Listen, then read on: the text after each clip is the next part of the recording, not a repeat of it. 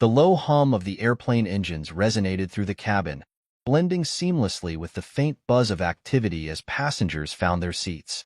Rachel Grant, seated comfortably in 1A, stared out of the window. The view outside was stunning. Streaks of gold and crimson painted the airport tarmac as the sun dipped below the horizon. It was one of those rare moments she allowed herself to savor. This trip was special, not just another grueling string of international meetings, but a moment to reflect and celebrate how far she'd come. Rachel, the founder and CEO of a thriving tech company, had built her empire from the ground up. Her childhood was a far cry from the luxuries she now enjoyed. Growing up in a modest neighborhood with parents who worked tirelessly to make ends meet, Rachel learned early on that the world wasn't always kind to women like her. Yet, she had refused to be defined by limitations. Her parents had instilled in her an unyielding belief in hard work, resilience, and self-respect. Now, after years of relentless effort, she had achieved what many thought impossible.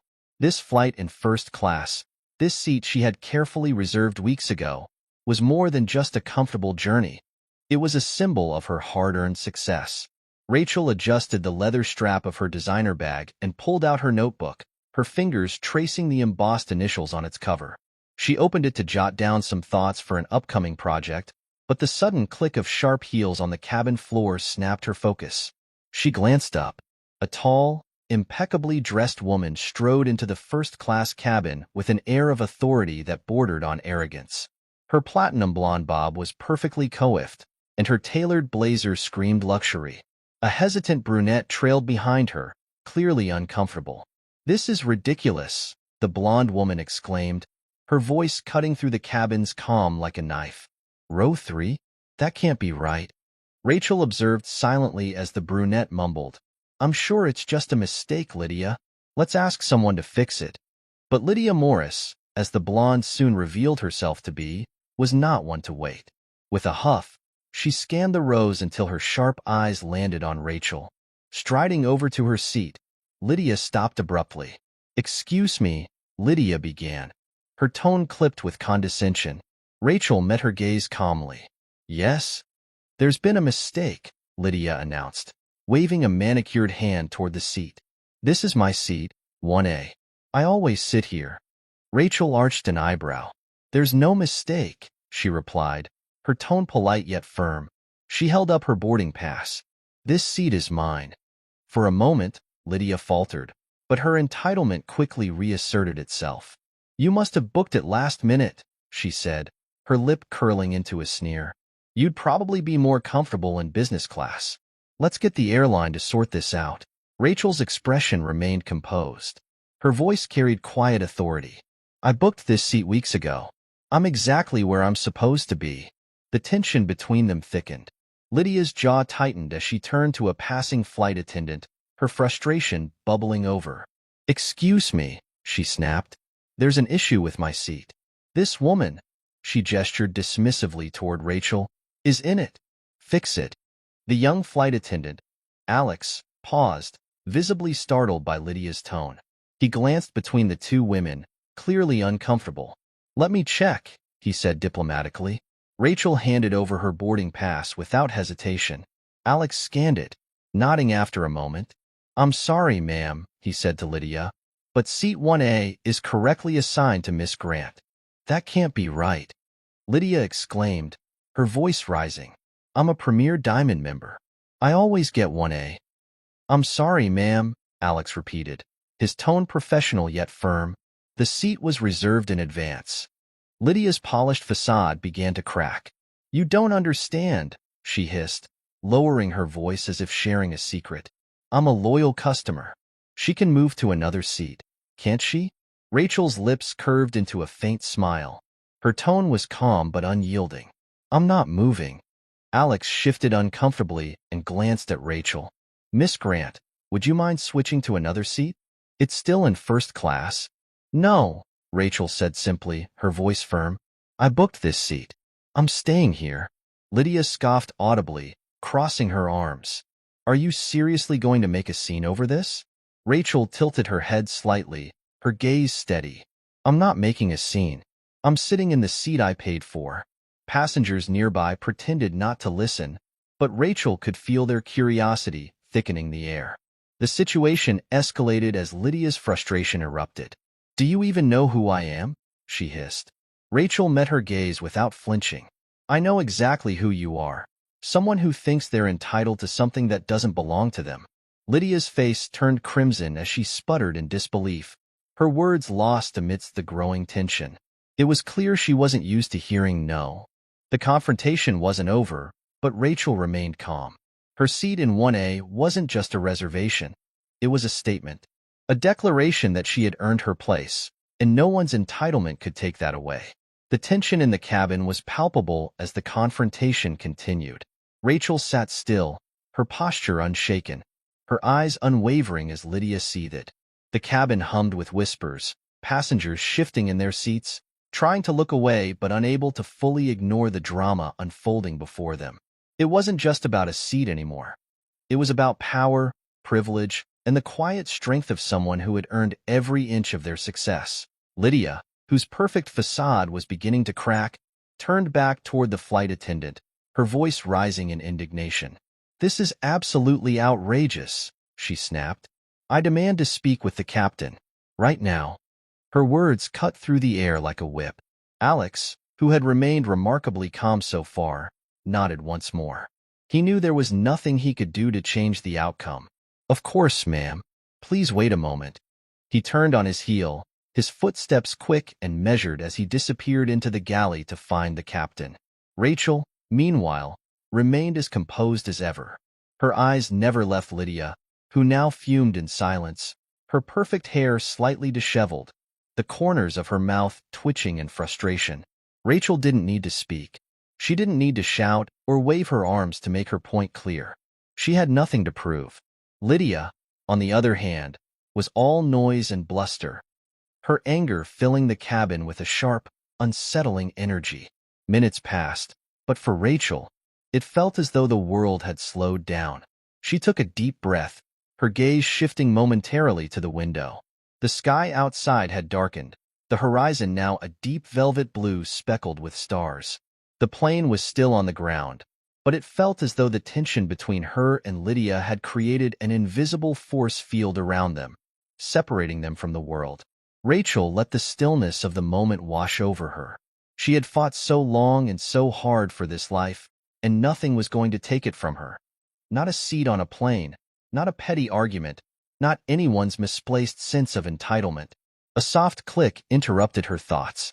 The flight deck door opened, and the captain, a tall, composed man in his 50s, stepped into the cabin. His presence was commanding, silent, yet unmistakably authoritative. Dressed in his uniform, his posture straight and calm, he exuded a quiet confidence that seemed to quiet the entire cabin. Lydia, clearly desperate for a resolution that would favor her, immediately launched into a tirade.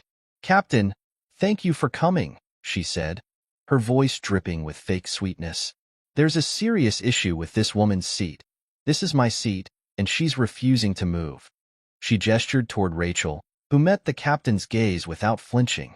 The captain nodded slowly, taking in the situation with a practiced calm. He turned toward Rachel, who didn't look the least bit anxious, her composure unshaken.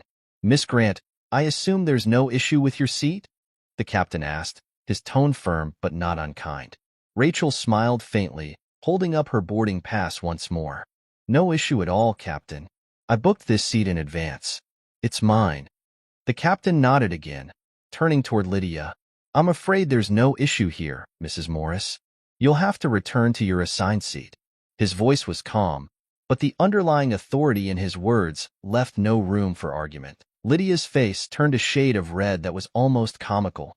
She opened her mouth to protest, but no words came out. She had been confronted with someone who wasn't intimidated by her status, who didn't care about her title, her wealth, or her perceived superiority. Rachel was unfazed, unbothered, and unwavering. "You don't understand," Lydia finally stammered, her voice sharp and desperate. "I'm a Premier Diamond member. I've flown this airline more times than you can count. I'm entitled to this seat." Rachel's lips curled into the faintest of smiles, though her eyes remained cold. "Entitlement doesn't change the facts," she said softly, her voice laced with calm authority. The captain glanced back at the flight attendant, Alex, who gave a subtle nod, confirming what he already knew. Lydia was in the wrong. She had no more claim to 1A than any other passenger. Lydia's fury was now fully evident. "This is ridiculous," she hissed, her eyes flashing with anger. "I'm going to report you to corporate. You'll regret this." The captain remained unfazed, his composure never wavering. "I'm sorry you feel that way, Mrs. Morris. However, as I've already explained, this seat is properly assigned. I suggest you return to your seat." Lydia stood there for a moment, her chest heaving with frustration. Then, with a final huff, she turned on her heel and stormed down the aisle. The cabin fell silent. Rachel allowed herself a brief exhale, her posture relaxing just a fraction. She didn't take pleasure in the confrontation, but she knew this was more than just about a seat. It was about standing up for herself, for the principle that no one had the right to push her aside, no matter their wealth or status. As Lydia disappeared into the rear of the cabin, Rachel returned to her notebook, her fingers lightly grazing the pages as she prepared to continue her work. She had no need for further drama, but she could sense the shift in the atmosphere. The passengers who had been watching with wide eyes now returned to their own conversations, though many couldn't hide the glint of respect in their eyes. Rachel, however, remained focused. She had no time for distractions. She was exactly where she belonged. No apologies necessary. The atmosphere in first class had shifted. What had started as a minor dispute over a seat had grown into something much larger, an unspoken lesson in respect, dignity, and the consequences of entitlement. As Rachel sat quietly in her seat, the murmurs of the cabin simmered down, but the underlying tension was palpable. Passengers whispered in hushed tones, exchanging glances as the events unfolded before them. Rachel remained calm, her focus unbroken, her presence undeniable. Lydia, however, had not yet given up. She was seething, her face flushed with indignation. After storming away from the captain, she had made her way toward the rear of the cabin, but her actions were far from over. It was clear to anyone watching that she wouldn't leave this encounter quietly. Moments later, the cabin door swung open, and two sharply dressed men entered the plane. Their presence was immediate, commanding the attention of everyone in the cabin. They moved with purpose, their eyes scanning the first-class section until they locked onto Lydia. There was no mistaking who they were. They were security. The two men, exuding quiet authority, approached Lydia, who stood with her arms crossed, still muttering angrily under her breath. Her once polished appearance now seemed disheveled, her carefully crafted persona cracking under the weight of her entitlement. The men spoke in low tones, exchanging a few words with the flight supervisor, Diane, before they turned to Lydia. "Mrs. Morris," one of the men said, his voice smooth but firm, "we've been instructed to ask you to disembark the flight." Lydia's eyes widened in disbelief. "What? You can't do this. I'm a Premier Diamond member. You don't understand who I am." Her voice rose again, but this time it carried no weight. There was no one in the cabin to be impressed by her status, no one to be intimidated by her entitled tone. The second man, calm and collected, pulled out a tablet and showed it to Lydia. Her eyes narrowed as she read the screen. The message was clear. Corporate had revoked her Premier Diamond status. "Your behavior has caused a disruption, Mrs. Morris," the first man continued. "We've been ordered to escort you off the plane. Your status has been revoked." Lydia's face went pale as the full extent of her situation set in. Her protests became frantic. "No, you can't do this. I demand to speak to corporate. I have rights." But her words fell on deaf ears. The men didn't flinch. They were simply following orders, and those orders were not negotiable. Lydia's voice grew shrill as she tried to plead her case, but the security personnel remained stoic, their resolve unwavering. The murmurs around the cabin grew louder as passengers exchanged glances, some in disbelief, others in quiet approval. Rachel remained in her seat, her expression unreadable. She could feel the weight of the moment, the collective realization that Lydia had just been humbled, and that the balance of power had shifted irrevocably. Lydia's jaw clenched as she was led toward the aisle. Her attempts to resist were futile, and the security personnel, while polite, were unyielding. As they reached the door, Lydia cast one final, venomous glare toward Rachel. "You'll regret this," she hissed, her voice barely audible as she was escorted off the plane. The cabin door slid shut behind her with a soft hiss, sealing her fate. Silence hung in the air for a moment before the quiet buzz of conversation began to grow. Rachel exhaled slowly, her hands resting calmly on her lap. The lesson had been taught, and it was a lesson that would linger long after the plane took off. The flight attendant, Alex, returned to the front of the cabin, his demeanor slightly less tense now. He gave Rachel a polite nod of acknowledgement before moving on with his duties. The passengers, who had been watching the scene unfold, now returned to their own worlds, some clearly relieved, others still processing what had just happened. Rachel didn't look back. Her victory was quiet but decisive. It wasn't about proving a point to Lydia or anyone else. It was about maintaining her dignity, her self-respect, and her space in the world. As the plane finally taxied toward the runway, Rachel's mind drifted back to the events that had brought her here. To this moment, to this seat. She thought of her parents, who had always told her that the only way to overcome the world's limitations was to stand firm, to never shrink or apologize for who she was. Her success hadn't come without sacrifice. There had been moments of doubt, moments when the weight of expectations threatened to crush her.